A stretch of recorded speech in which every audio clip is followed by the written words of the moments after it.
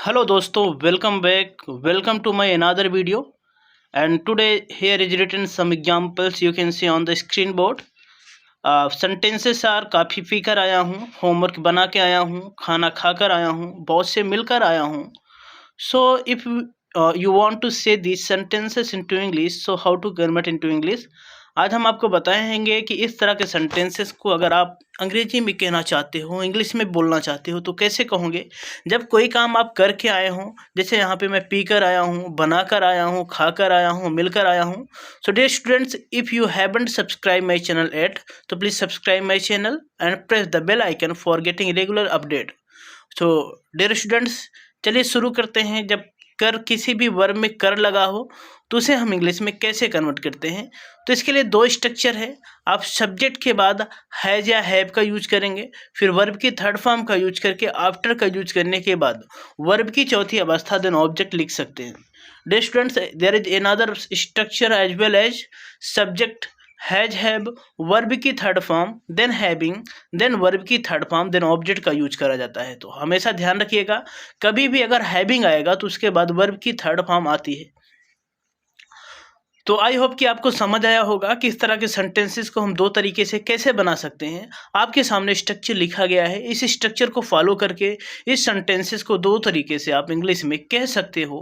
पहले में आप लगाएंगे हैज हैव के बाद वर्ब की थर्ड फॉर्म, फिर उसके बाद लिखेंगे आफ्टर का use.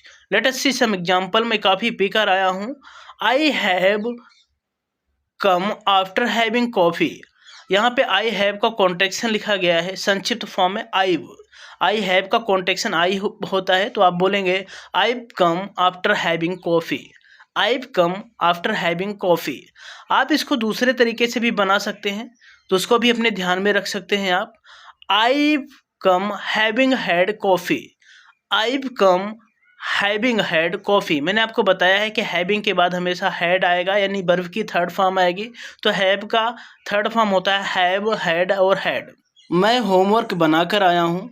I have come after doing homework. I come having done homework. दोनों तरीका कह सकते हो. वह खाना खाकर आया है.